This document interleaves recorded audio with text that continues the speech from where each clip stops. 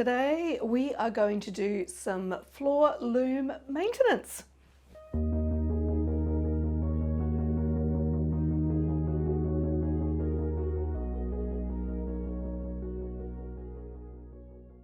Hello my lovely friends and welcome to my channel.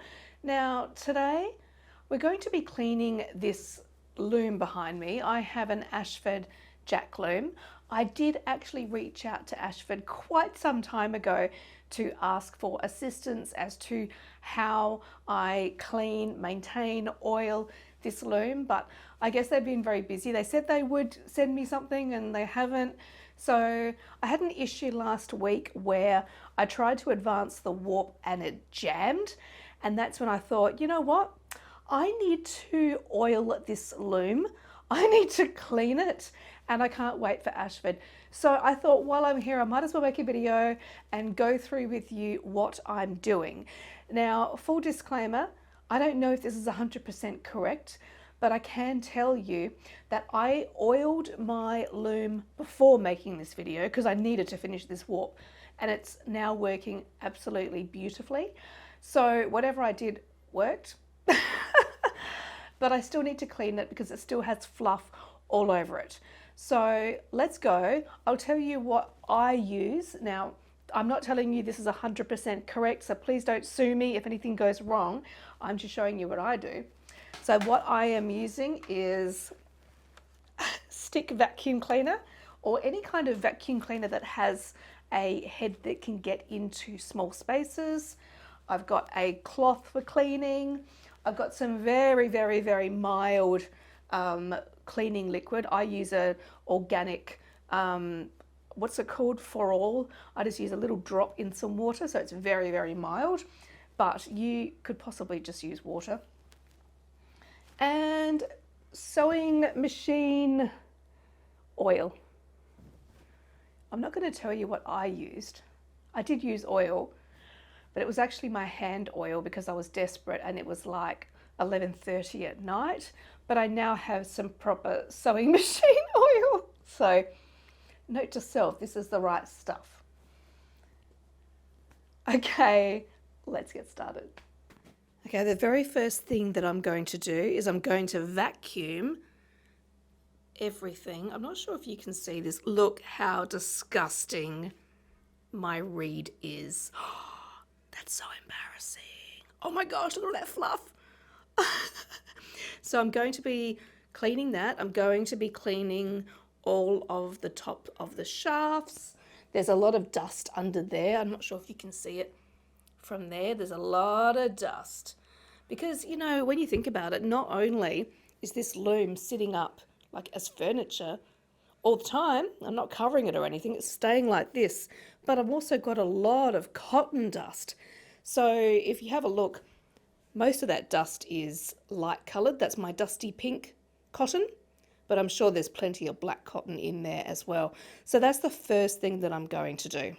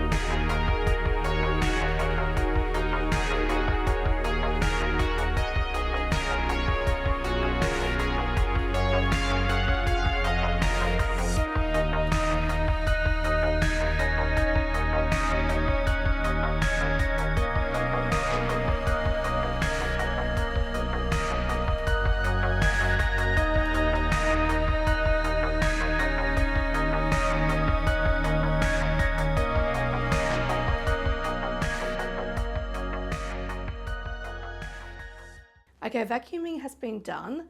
That was disgusting. I vacuum every week in this room, so I was quite shocked that I filled up the vacuum cleaner with fluff. Crazy. The next thing I'm going to do is I'm going to go in with a damp cloth. Now, obviously, don't spray your loom with anything at all, but what I'm going to do is I'm going to spray the cloth, and then I'm very carefully going to go and wipe down the loom, because there could be, sticky bits on there. Who knows? I've never actually done this with this loom. I've always just vacuumed it. So it's going to be quite interesting to see how gross this is. Let's get started.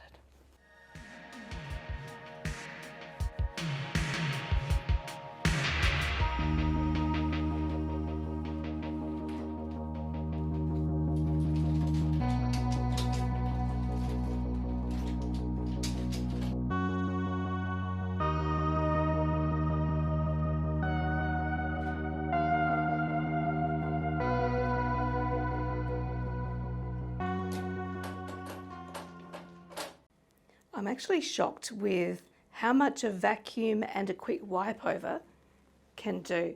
Can you see this reed? It is pristine. And if it's really, really filthy, you can just take this reed out of there because, well, at least on the Ashford, this just unscrews and you can actually take the whole reed out. But mine wasn't too bad. I do tend to vacuum it quite often, so I didn't worry about it. But if your reed is really disgusting, then feel free to take that out. Also, you can take out the shafts, because on the Ashford, this just lifts up, the top of the castle just lifts up. So you can actually take it out, take out the shafts and clean it properly. But again, I'm actually pretty good with keeping surface level things clean. But look at it now. I mean, it is so clean. Whoa. This was really, like these shafts down here, let me get you in there. These are really hard to clean, which is why they were so disgusting when I'd clean them with a cloth. Okay, so the very last thing that I'm going to do is go in with the sewing machine oil. And as I mentioned in the beginning, I actually did do a little bit of oiling, but there are some parts that I didn't do because I just basically did it because I was desperate. So this time I will do it properly. So I think what you do is that any parts that kind of move and have some friction, put a tiny drop of oil in those parts. Now you may need to go back afterwards and get the cloth and just clean up, just in case you have some drips, because you don't want oil just dripping all over your loom. That will stain it and it will also attract dust and etc, etc. So I'm going to go and do the rest of those moving parts now.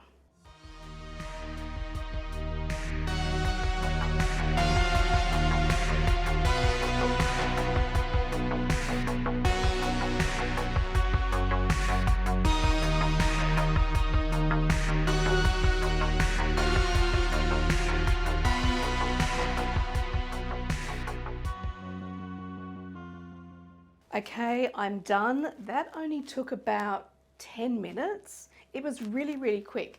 And in fact, what I might do is I might try and incorporate some of that in my weekly studio vacuum. So I normally do the floor and I normally do just the underneath the treadles of the loom. But this time I think every week I might just go in with the stick vacuum and do, all the other parts of the loom as well, and maybe give it a once over with a cloth, because that would only take about 5 minutes and that was easy. And the only reason it took me a little bit longer today was because I'm talking to you and filming. So if you do this every month or every couple of weeks, your loom will be in tip-top shape.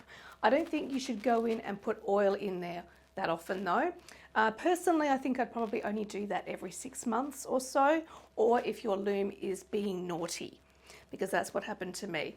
And instead of just thinking, oh, I've done something wrong, because at first I thought that I had warped it up wrong, but no, it just needed the tiniest bit of oil and it was perfectly fine. So there we go.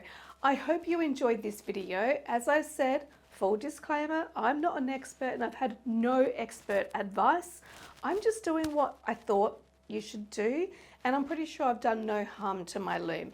In fact, I think if you let the dust build up too much and if you don't clean it properly, that would probably do more harm to your loom as well. If you're more thorough than me, as I said earlier, you can pull things off, you can, take the shafts out, but I wasn't going to do that today. This is just a very, very, very basic clean, and it's quick and dirty and it's done. So I hope you enjoyed this video. Thank you so much for joining me. I appreciate you so much, and I hope you have an amazing week. Bye-bye.